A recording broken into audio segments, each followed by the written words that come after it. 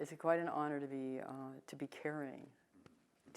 I feel like it's something that I'm carrying, and it's not just me carrying the title. It has to do with my family, my people, this country, all of the poets, all the people. Poetry belongs to everyone. It doesn't just belong sitting on a shelf in a university, but poetry, as June Jordan, with her Poetry for the People. I think about what happens, what I will take with me when I leave this world, and it's poetry. We'll take certainly our actions and how we are, but we often go, it's the poetry that we can carry that with us. When we can carry it with us when we walk around.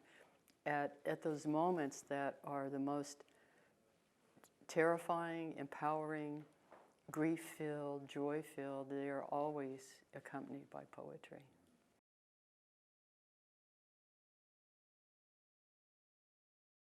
It would depend on who that person was. It would depend.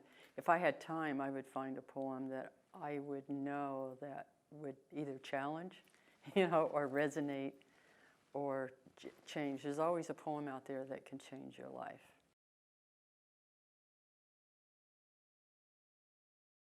Poetry is one way that, certainly it's a healing agent. You can poets speak to us across time.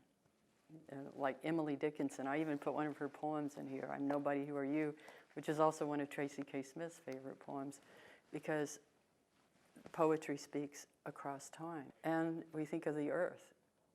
We are the earth. And the earth needs our healing. And it's, poetry is like the arts, is a great connector.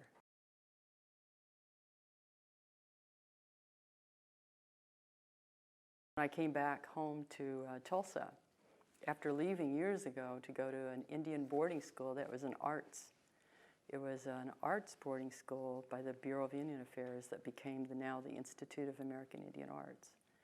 So I was away for years, but I always came back for family and for tribal things. And the Tulsa Artist Fellowship came about. It's rather recent, but it was funded by the George Kaiser Foundation to revitalize the people, the community, because it's about, ultimately, the arts belong to the community.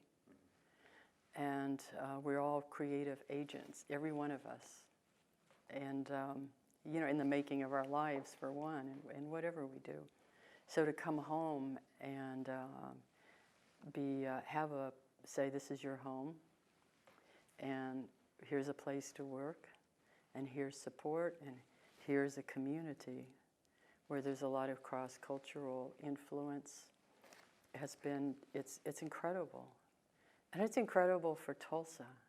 I feel like I've been very lucky in the sense, or it's been interesting in my journey to start out in a program at the Institute of American Indian Art with a generation that defined, say American Indian, that's how we used to, American Indian arts and contemporary American Indian arts.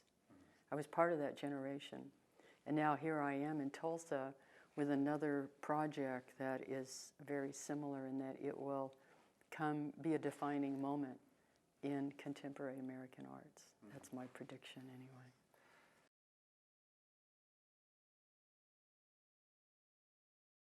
It's never just about me. We all have poetry ancestors. We have, so when I write a poem, you could look at any poem and say, okay, this poem wouldn't be here if it weren't for, say, Whitman or Dickinson, or for Muscogee, the Muscogee stomp dance music, and a song by so-and-so. And so I feel like I'm here to, there's not just me sitting here. There's all the poets, ultimately. All the poets, past, present, and future. I mean, it goes way, way back. I've always said if we could really do like kind of a DNA of poetry, we'd find it all connected. And then with poetry, of course, you would go back to the origin story of probably almost every school of poetry.